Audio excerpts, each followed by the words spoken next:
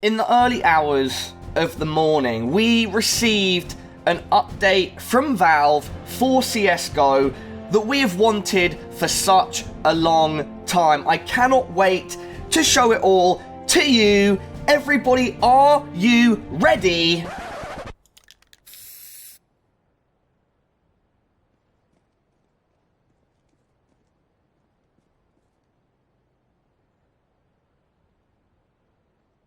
Alright, so some of you who haven't played the game today or kept up with what exactly happened last night might be a bit confused. What the hell have I just done on screen? Well, last night there was a major update to CSGO that now allows you to spray paint graffiti on the map. I have this one. It's called X-Axis Violent Violet. Proper swag. Let me set the scene for those of you who have only been playing CSGO. Graffiti, or what used to be known as sprays, have always been in Counter-Strike pretty much for 10 years in Counter-Strike 1.6 and Counter-Strike Source. I remember in Counter-Strike Source, you know, you'd have your default sprays and then you could download custom ones and you'd spray them up around the map, and it was a good time for all the family. Except when people were spray painting dicks everywhere. Penises were everywhere. That was not a good time for the children. But in general, it was pretty cool. And it was completely 100% free. Now, in CSGO, they brought it back as a paid feature. Wait, it's a paid feature. Well, there are some caveats to that as well. Oh, just you wait. You buy a box or you buy a spray off the marketplace, right? The spray, you get it, and then it's already in-game. The box, you unbox it, and then you get a spray in-game, and sprays only last 50 charges. As you can see, I only have 43 remaining. I've already been spraying 7 times. I spray it up, baby. And so, what was a completely free feature for 10 years is now a paid microtransaction with limited use. And of course, this has arguably rightly caused mass discontent within the community. That is kind of one of the first issues with this graffiti system. Why are we suddenly paying for something that was free for a decade? Oh, it's because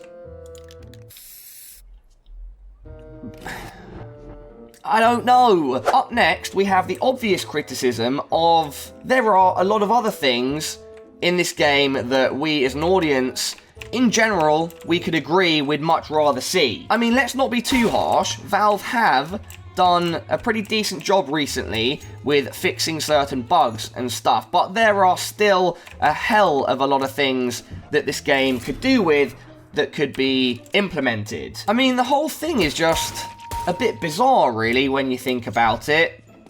Just adding graffiti, don't get me wrong, it's cool. I think we can all agree if it was implemented the right way, it's fun, but right now, a lot of questions are being left unanswered. And now finally, point number 3, this is a problem that was in Counter-Strike Source with sprays, and it is also a problem here in CSGO, especially when raw competitive matches and the competitive professional scene are such a large focus of this game. A big shout out to Anomaly for also noting this, and you might be wondering what I'm talking about. Well, everybody, this. Now imagine you come around this corner quickly, right? And that spray is a different spray, something a bit darker, something a bit rounder, like the one in Anomaly's video. Your muscle memory is going to automatically think that that is a person. You don't usually see a dark shadow in a spot like that, and there are so many other places where that could be the case. And that is kind of alarming that that can happen, you know, that these sprays can essentially affect gameplay of what's going on. And like I said, that was an issue in Counter-Strike Source as well. You could You wouldn't believe this, but yeah, it was pretty much unregulated. Certain servers banned sprays because of this, but you could download models of CTs and Ts and spray them on the walls, and people used to spray them as distractions. And it works sometimes, and of course that is completely ridiculous and has no place in a competitive setting, or just in a casual setting, you know, or whatever. It's just, it goes without saying, it is pretty stupid. Now, my axe spray isn't quite as bad and distracting as the other ones that people have been showing, like anomalies, but you can definitely see how, placed in the right sort of area, you know, you could easily think that's a head, and you're gonna pre-fire it or whatever, and it definitely is slightly odd and questionable in that sense. And those are kind of my 3 points that I wanted to discuss in this video, and also, of course, bring this update to light to all of you watching. Either way, let me know your thoughts in the comment section. Let's get a discussion going, and I don't know where this is going. Some people are saying that Valve have done this with the usage, the amount of times you can use the sprays, so that then they can get rid of that and make them unlimited to appear as though they listen to the community more closely. Who knows? That is, of course, just a conspiracy and a thought at this point. But what I mean to say, what I mean to imply is that we can talk about this, we can talk about the faults, just like we always do about the game, and maybe, hopefully, we will see an improvement, and hope for the best. I think it is a pretty cool feature, but it is by no means implemented optimally. Anyway, that will be it from me.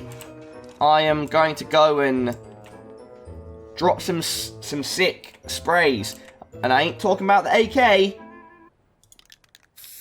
Woo! Oh, tell me how you could just leave my side and just forget me and all the things we did together.